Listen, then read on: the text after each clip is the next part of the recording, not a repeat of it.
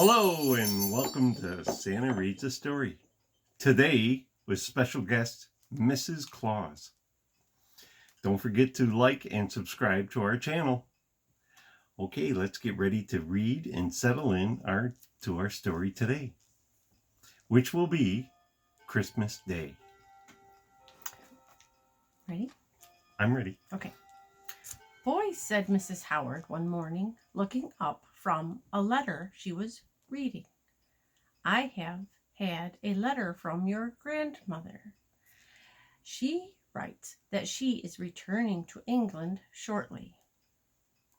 The boys went on with their breakfast without showing any great of interest in this piece of news, for they had never seen their grandmother, and therefore could not very well be expected to show any affection for her.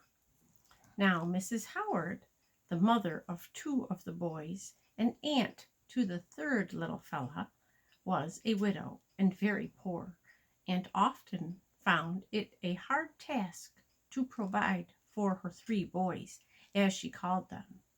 For having adopted her little orphan nephew, she always treated him as her own son. She had sometimes thought it strange that old Miss Howard should not have offered to provide for Leslie herself, but she had never done so. And at last Miss Howard had ceased to expect it, but now, right at the end of her letter, Grandmamma Howard wrote, I have been thinking that perhaps it would come a little hard on you to support not only your own two boys, but poor Alice's son. And so, on my return to England, I propose, if you are willing, to adopt one of them, for I am a lonely old woman and shall be glad of a young face about me again. After thinking the matter over, Miss Howard decided she would say nothing about their grandmother's intentions to the boys, as she thought that it was just possible she might change her mind again. Time passed on and winter set in, and full of delights of skating. The boys forgot all about their expected arrival of their grandmother. During the Christmas holidays, the boys one morning started off to Brome Meadows for a good day of skating on the pond there. They carried their dinner with them and were told to be sure to be home before dark. As they ran along the frosty road, they came suddenly upon a poor old woman, so suddenly that Leslie ran right up against her before he could stop himself. The old woman grumbled about lazy, selfish boys, only thinking of their own pleasures and not caring what happens to a poor old woman. But Leslie stopped at once and apologized in his polite little way for his carelessness. I am sorry, he said. I hope I did not hurt you, and you have such heavy parcels to carry also. Won't you let me help you? Oh, come on, Leslie, said his cousins. We shall never get to the pond at this rate. Yes, you go on, said the old woman sharply. Your skating is of a great deal more important than an old woman, huh?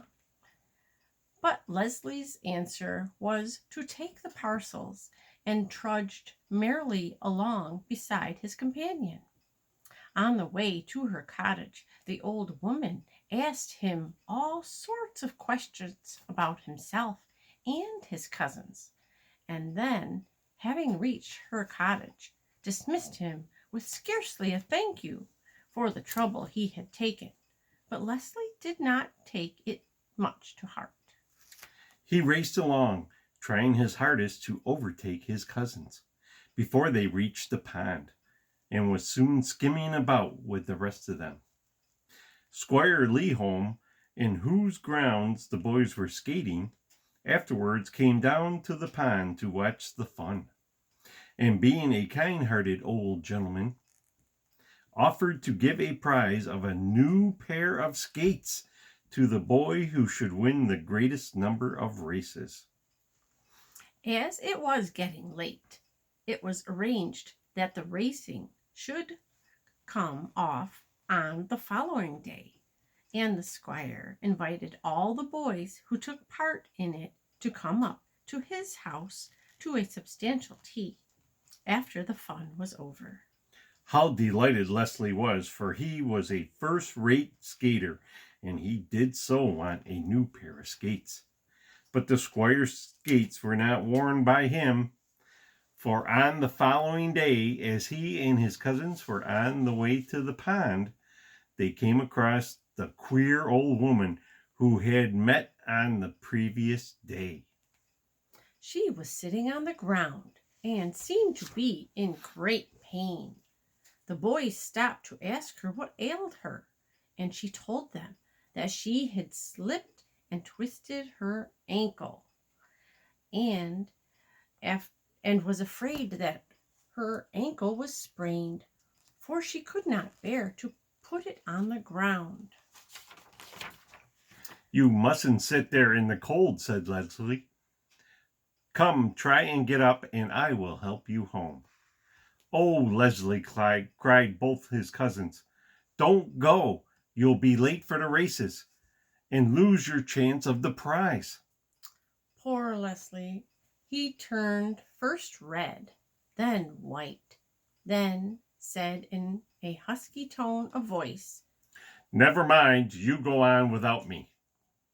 You're a good laddie, said the old woman. Will you be very sorry to miss the fun? Leslie muttered something about not minding much, and then the brave little fellow set himself to help the poor old woman home as gently and tenderly as he could. She would not let him come in with her, but told him to run off as quickly as he could, and perhaps after all he would not be too late for the skating. But Leslie could not bear to leave her alone and in pain, so he decided to run home and fetch his aunt. When Miss Howard arrived at the cottage, you can think how surprised she was to find that Leslie's poor old woman was none other than great-grandmama Howard herself, who wished to find out the real characters of her grandsons, had chosen to come in this disguise to the little village where they lived. You will easily guess which of the three boys Grandmama chose to be her little companions. And oh, what a lovely Grandmama she was, as not only Leslie, but his cousins too found out. She always seemed to know exactly what boys wanted, and still better, to give it to them. Walter and Stanley often felt terribly ashamed of the selfish manner in which they had behaved, and wished they were more like Leslie. But Grandmama told them that it was never too late to mend, and they took her advice. And I am quite sure that at the present moment, if they were to meet a poor old woman in distress by the roadside, they would not pass her by, as they once did Grandmama Howard. The end. Okay, thank you for listening to our story today. We hope you liked it, and stay tuned, we'll have some more. Thank you. Merry Christmas. Merry Christmas.